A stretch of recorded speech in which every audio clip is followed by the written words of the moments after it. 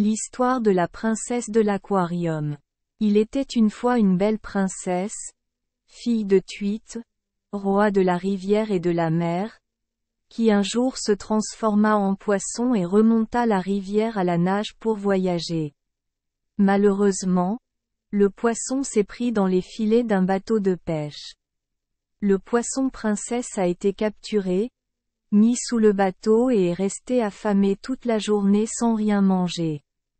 Heureusement, le fils du pêcheur mangeait et a laissé tomber son riz, donc le poisson princesse n'est pas mort de faim. En voyant la belle femelle, le fils du propriétaire du bateau l'a attrapée et a joué avec elle, puis il a perdu prise et a laissé tomber le poisson dans la rivière.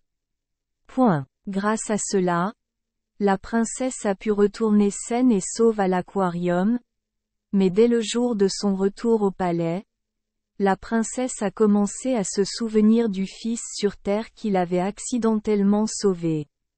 La princesse est née avec la même maladie. Son père, Thuy Vuong, lui a demandé la raison.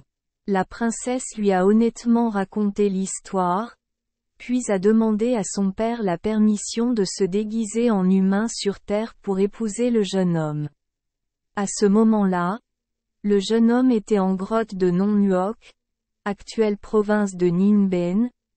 Après le décès de ses parents, il allait pêcher tous les jours pour survivre. Un jour, la princesse Thuy Kung vint à sa rencontre, puis ils se marièrent. Bien que le couple vive dans la pauvreté, ils sont très heureux et s'aiment beaucoup. Lui et elle vivent au milieu d'une île déserte de Nong Nuoc, isolée de la vie populaire.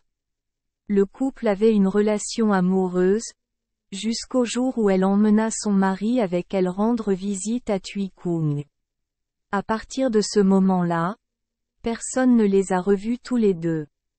Le folklore actuel compte une chanson folklorique, autour des sœurs humaines, entre l'île de Nong Nuoc, toi et moi. Cette chanson folklorique fait référence à l'amour rare de la princesse, fille du dieu de l'eau, avec un pêcheur de la région. Vietnam. Merci les enfants des Esperluette Croisillon 39. Avoir écouté des contes de fées au jour Esperluette Croisillon 39. 8. Espérons que les histoires apporteront aux enfants des moments heureux et significatifs.